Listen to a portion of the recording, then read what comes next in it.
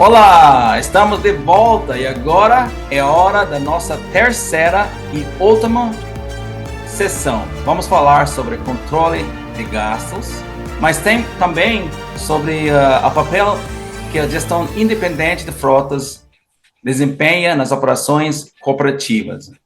E para falar sobre o assunto, juntos comigo estão Osnil e Nick. Osnil Bruski é Head of LATAM, ou chefe da América Latina, para Fleets International Enterprises. Olá, Osnil, tudo bem? Olá, Daniel, tudo bom? Obrigado aí pela oportunidade. Bom para ver você. E também com nós Nikolai Chalev, ele é Country Manager para Traxal Brasil. Olá, Nick. Olá, tudo bem? Eu Olá, agradeço bem, muito bem. essa oportunidade. Olá, Nick. As duas empresas deles são os multinacionais de gerenciamento de frotas com sedes na Europa e agora expandindo no Brasil e, na verdade, América Latina. Eles são conhecidos como a empresa de gerenciamento de frotas independentes. Mas eu vou deixar eles explicar um pouquinho mais. Osnil, você pode falar um pouquinho sobre a companhia? Claro que sim. Eu sou representante da Fleets International, uma empresa alemã de gestão de frota que atua na Europa há aproximadamente 20 anos e atua aí em 28 países.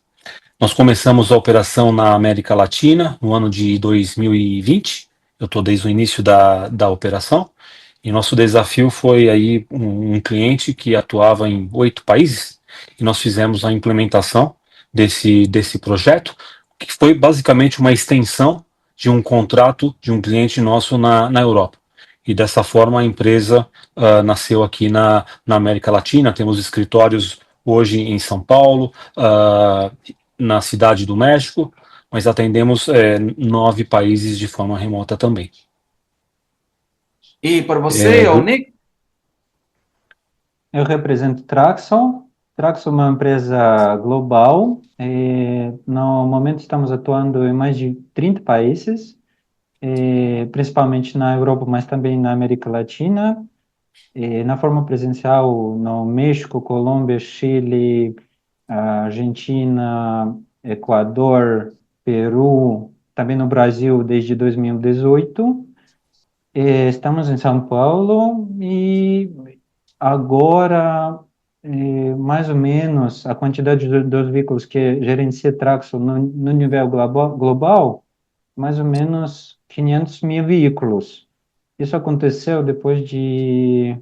No ano passado, a gente adquiriu uma empresa que se chama Fleet Logistics, estamos em um período de aquisição, e agora somos uma empresa global no nível da América Latina e Europa, atendendo esse nível, essa quantidade dos veículos. Ok, muito bom, muito bom. Tem dois companhias aqui na América Latina funcionando e vamos começar com as perguntas. Osnil, eu sei que a sua empresa é independente, mas, dito isso, você ainda está envolvido com recomendações de veículos, não é? Correto? sim, sim, total. Nosso envolvimento com as recomendações de veículos, ele é total. A gente trabalha, né, com várias áreas do nosso cliente, né, mas nessa questão de compras, basicamente é um envolvimento muito forte com o departamento de compras, né, que uma vez que esse departamento confirma, né, o budget para aquisição de veículos, né? É o nosso trabalho ir até o mercado, verificar a disponibilidade de veículos, atendimento de pós-venda, preparar um estudo de TCO com as características da frota e voltar para um cliente com as opções de modelos disponíveis. Basicamente, esse é o nosso trabalho, né? Temos casos aí também que, claro, né? Eu não entrei em detalhes da empresa, né? Eu estou falando um pouco mais de frotas locadas, né? Nós também fazemos gestão de frota própria, né? Em alguns países, mas aqui no Brasil, o nosso trabalho tem sido muito forte com as frotas locadas, né? E nesse caso também a gente oferece, né, todo o serviço de administração de ponta a ponta para os nossos clientes. Então, assim, com relação à recomendação de veículos, o nosso envolvimento ele é total. Ah, ok, ok.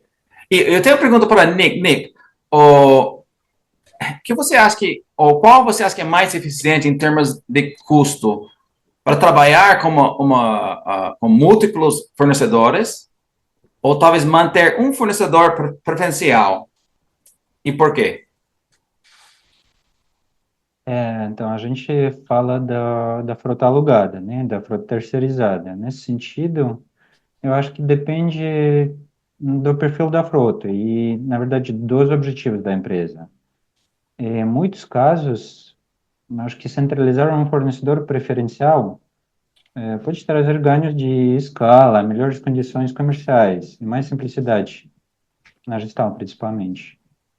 Por outro lado, trabalhar com múltiplos fornecedores pode oferecer mais flexibilidade e competitividade, né, de preços, especialmente em regiões com diferenças logísticas ou operacionais. E na Traxel ajudamos nossos clientes a encontrar o equilíbrio ideal entre padronização e eficiência total, sempre com base em dados, benchmarks e os objetivos estratégicos de cada cliente. E acho que depende do cliente também.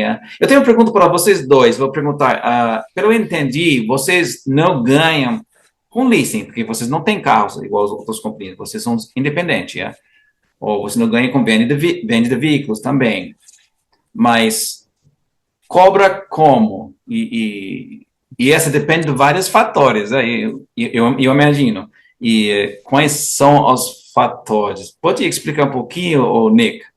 Tá sorrindo. Exato. Somos independentes de montadoras, locadoras ou concessionárias, tanto de empresas de cartão de combustível e por aí vai. A nossa remuneração é baseada em honorários pelo serviço de gestão de frota. E valor varia conforme o escopo contratado, o tamanho da frota e complexidade da operação.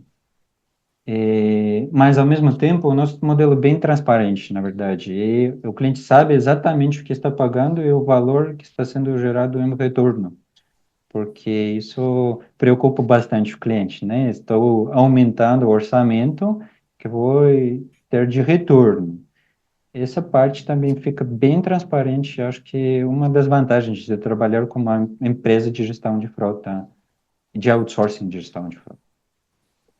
Depende do tamanho da frota, assim, não é? E outros Com fatores certeza, também, né? né? Sim. E para você, Osnil, tá mais ou menos igual? Muito parecido, né? Eu acho que para manutenção da independência, né, não pode haver nenhum acordo de remuneração com o fornecedor, né? Então a gente trabalha realmente, a palavra independência vem muito daí, né? Você trabalha a favor do cliente, o que é melhor para o cliente é sempre. E nesse caso, né, a remuneração é calculada, né, com base no tamanho da frota, é evidente, alguma condição específica, uma solicitação de especial de algum cliente, um preposto, uma administração de veículos pool, aí tem que analisar, né? As frotas são muito variáveis, né? Então, assim, mas basicamente um FII mensal de gestão por veículo, né? Que pode ir desde um full service, onde você coloca aí toda a gama de serviços de ponta a ponta, ou ele pode ser aí customizado, né? Adaptado aí para alguma necessidade específica. Eu vou continuar com o Osnil. Como você reduz o TCO, o famoso TCO, Total Cost of Ownership, não é? Pode ser baixando os custos de manutenção e operação, ou talvez melhorando a taxa de utilização dos veículos, evitando talvez upgrades desnecessários ou expansão da frota, ou existe outro caminho? O que você acha? O cálculo de TCO, ele varia um pouco, né, da frota própria ou frota alocada, né? Então, assim, falando em redução de TCO, aí na hora de preparar o estudo, você considera aí algumas variáveis, consumo de combustível, gasto com manutenção, seguro, né? Mas alguns mercados, né, os serviços são mais desmembrados, você consegue trabalhar um pouco melhor. No Brasil ainda as coisas estão avançando, não só Brasil, acho que no geral alguns países, com exceção um pouco do México, onde é um pouco mais comum desmembrar os veículos, o custo, né, dos serviços que envolvem aí a locação. Mas eu diria que, assim, claro, tem esse estudo de TCO que pode estar ajudando na escolha, mas assim, o melhor resultado, né, ele vem aí da negociação. No nosso caso, quando você faz a tomada de preço com as locadoras, com um veículo específico, né, você joga todos para um leilão online, né? E esse leilão, que é um leilão reverso, né, onde realmente as locadoras, né, os fornecedores, brigam aí pela sua melhor proposta. E daí a gente consegue a mais considerável de todas as reduções do nosso projeto. Então, é um carro-chefe, é algo muito importante para a gente, está relacionado aí, claro, né, com a redução de TCO. Ok, ok. Nick, considerando fornecedoras como montadoras, e talvez postos de combustíveis, oficinas são os mecânicos, não é? E quais são os KPIs que os clientes precisam observar nesse sentido?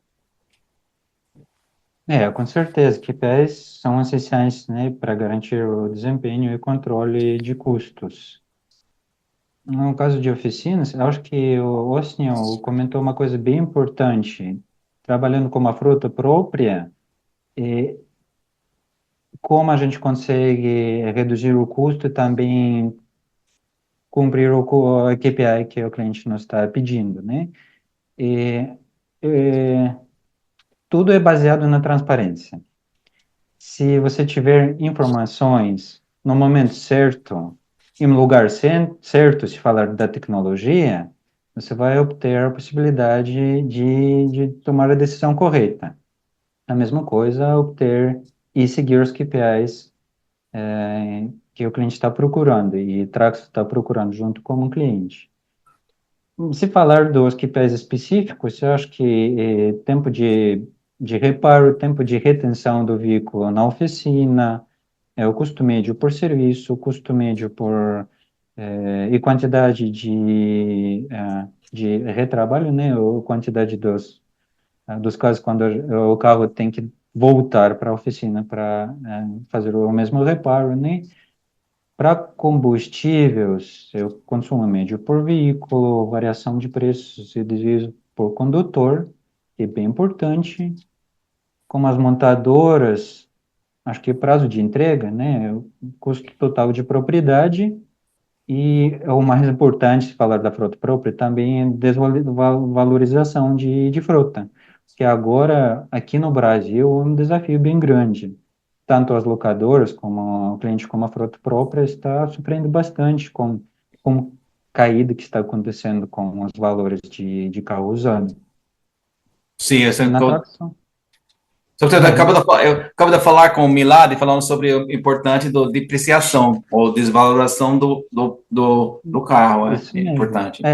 Todo mundo está sofrendo nisso, né? E na Traxo nós estamos monitorando todos esses indicadores de forma contínua, né, e estruturada para principalmente apoiar os nossos clientes na tomada de decisão. E eu acho que é isso. Mas, de novo, transparência é a parte principal. Se falar do carro próprio, o cliente tem que saber quanto foi pago na oficina e quanto foi reembolsado, no final do mês para o fornecedor desse serviço. Ok. Osnil, uma empresa como vocês oferece um serviço sob medida, né? Em vez de seguir um modelo padrão, como eu entendo. O que vocês levam em conta para definir essa abordagem personalizada?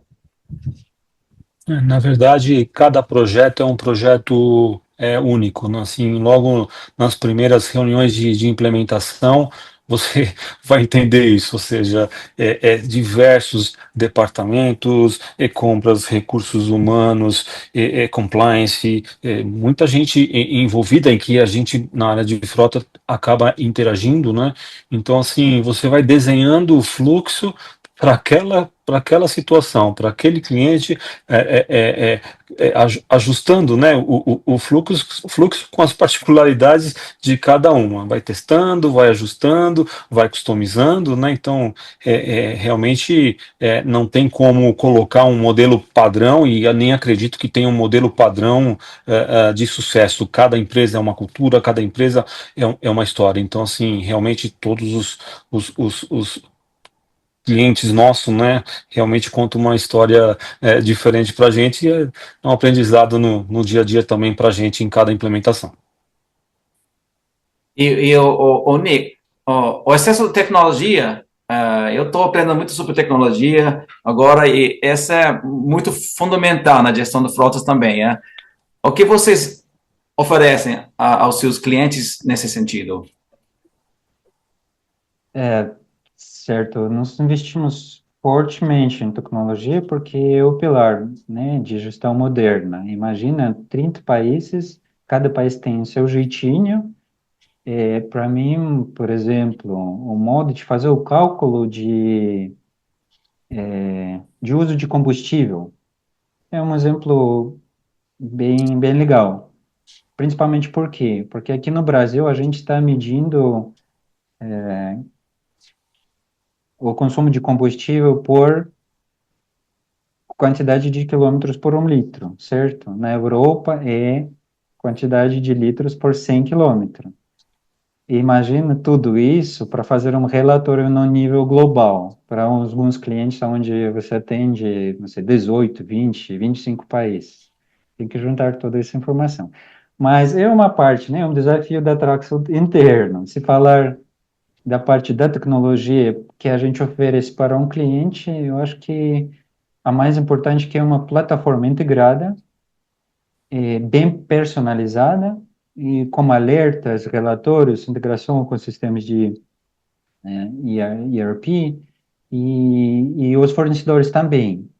O que achei muito importante, que eu acho que é uma parte bem avançada do Brasil, que no Brasil a gente tem um mercado muito grande, também tem bastante player muito forte em sentido de tecnologia, que estão vendendo serviços de tecnologia para frotas. Juntando tudo isso dentro de um sistema é um desafio, mas também é uma vantagem muito grande. Então, a gente está investindo muito em fazer APIs tanto com as locadoras como outros fornecedores para obter uma plataforma onde o cliente consegue ter uma visão completa sobre a frota. E essa visão te dá controle e agilidade nas operações. Acho que isso é o mais importante, né? Ao mesmo tempo, é o suporte humano detrás disso, porque o sistema não consegue funcionar sem pessoas profissionais que vai trabalhar dentro do sistema e desenvolver o sistema junto. Nick, ele mencionou alguns contratos com companhias que vocês devem ser, falar com multinacionais que trabalham em vários países, né? Deve ser complicado para imaginar uma companhia que está presente em 30 países e essas suas companhias têm esse tipo de coisa, né? Deve ser muito trabalho para organizar tudo isso Mas ao mesmo tempo é muito legal quando você consegue ver assim, um mapa do mundo e ter a profundidade de cada país, de cada região, de cada centro de custo, e inclusive ver os gastos assim no nível nos vários níveis. Eu acho que é bom, a vantagem talvez sua companhia tem, se você tem tá funcionando em vários países, tem essa possibilidade para trabalhar com as companhias grandes, né? E qual eu tenho a outra? Vamos ver aqui. Osnil, falando de tecnologia, vou ficar na tecnologia, o trabalho com dados, né? Então, quando você trabalha com tecnologia, trabalha com dados, né? E como melhorar os relatórios de dados na gestão de frotas no Brasil? Como nós podemos melhorar os relatórios? Porque, às vezes, algumas companhias têm problemas com dados, né? Na verdade, nós funcionamos assim como um integrador, né? Ou seja, coletar muita informação de vários fornecedores, integrar isso e colocar de forma que a gente possa analisar, né? E seja base para a tomada de decisão. É um desafio grande, né? A gente vai recomendando, vai buscando um ambiente cada vez mais multifornecedor, isso está acontecendo, né? Acho que as empresas que têm um fornecedor só, como no passado, isso tem uma tendência, né, a mudar, ou seja, o ambiente que permite uma competição melhor é um ambiente multifornecedor.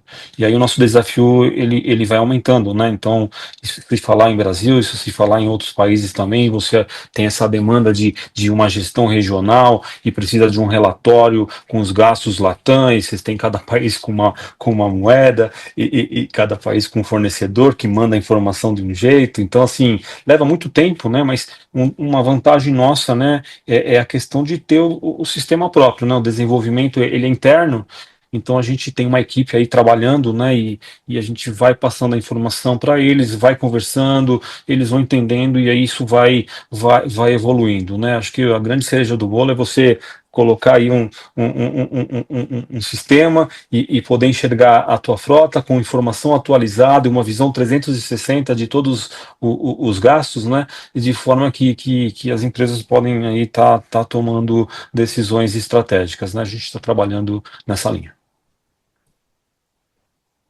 Estou pensando em risco agora. Vamos para Nick. Então, qual é o fator de risco mais preocupante na gestão de frotas no Brasil? E como é possível reduzir esse Eu risco? acho que, sim, acho que é coisa bem importante. É a segurança, com certeza. A segurança tanto de condutor e dos ativos, né? Do bem da empresa, mas principalmente segurança dos condutores, porque você tem noção da estatística, né? Que infelizmente o Brasil não está no lugar abaixo da lista da quantidade dos acidentes, está no topo. E isso é a nossa maior preocupação, se falar dos acidentes, principalmente dos acidentes, mas também das fraudes e de má condição, né?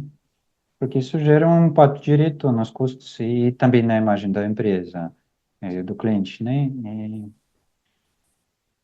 E a forma de mitigar isso, eu acho que, principalmente com política bem definida, tecnologia também envolvida dentro desse processo. Tem bastante coisa muito legal agora acontecendo tanto no mundo, mas também no Brasil, com as empresas muito fortes oferecendo tecnologias muito avançadas, mas também trabalhando direito como condutor, né, de programa de condução segura e, e por aí vai, né? Essa relação com educação também, né? Tem que educar todos os motoristas e os condutores. Com certeza, né? E sempre vai junto, né? Tecnologia, mas também o comportamento do condutor. E isso depende muito do cliente, do perfil e como o cliente está usando a frota corporativa, vai variar, mas de qualquer jeito é a parte principal. Que é uma coisa diferente aqui, porque eu sou dos Estados Unidos, aqui tem carros blindados para pessoas que não lá é para pelas celebridades, ou talvez para governador, ou pessoas mais altas, mas aqui, acho que vocês, provavelmente os dois, trabalham, se preciso, para seu cliente, trabalham com carros blindados, que eles têm aqui no Brasil, né? Tem, tem. E falando tipo do carros, eu tenho, ok, outra pergunta aqui, só tem tempo para mais uma pergunta. Eu já perguntei para Milad e eu começando essas perguntas em 2025, porque eu estou curioso para ver. Então, para vocês dois, se vocês fossem um carro, qual seria? Ok, um compacto econômico ou talvez uma sedã de luxo fica chique, ok, talvez, ou talvez uma SUV, bem para usar várias coisas, ou pick-up, talvez, você é uma pick-up, não sei, ou uma esportiva, um carro esportivo, ou talvez outra, Vamos começar com o Osnil. Qual tipo Para de mim é carro você fácil, é?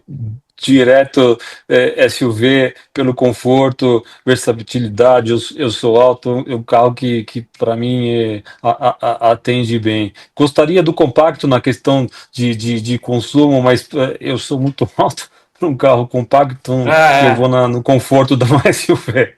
o Milagre que eu acabei de falar, ele é cara grande, ele é alto também, então Então, SUV dá para usar para várias coisas, e tem espaço para fazer coisa, para viagem, ok. E você, Nick? Olha, eu gostaria de dizer que somos uma Fusca, né? Porque é muito brasileiro.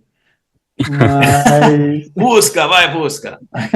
mas eu acredito que estamos bem próximo também do Ocean, porque eu acho que é SUV que combina robustez com Você gosta versatilidade. SUV, chama SUV aqui, Não, também? mas assim, se falar da imagem, né, versatilidade, né, estamos assim mais parecidos, né, porque o SUV que pode enfrentar diferentes tipos de terreno, né, mas ao mesmo tempo é bem confortável, inteligente e bem seguro. Acho que É, esse veículo atende várias necessidades, né, nesse sentido. Eu concordo com o senhor que não existe o cliente que existe um cliente que parece ao outro, né? Mas não existe cliente igual ao outro, né? Cada tem Sim, seu jeito. A frota é bem diferente. mas Então a empresa SUV que da atua, verdade. Até algumas SUV são os é, pequenos, ele parece um carro quadrado, mas eu quero uma SUV da verdade.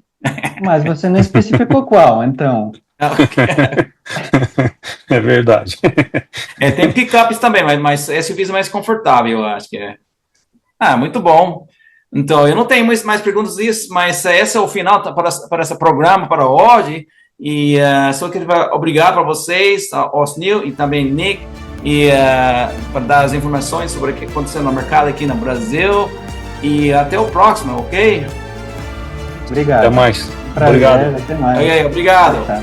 Ok. Obrigado a vocês também que estão assistindo. Ok, tchau, tchau.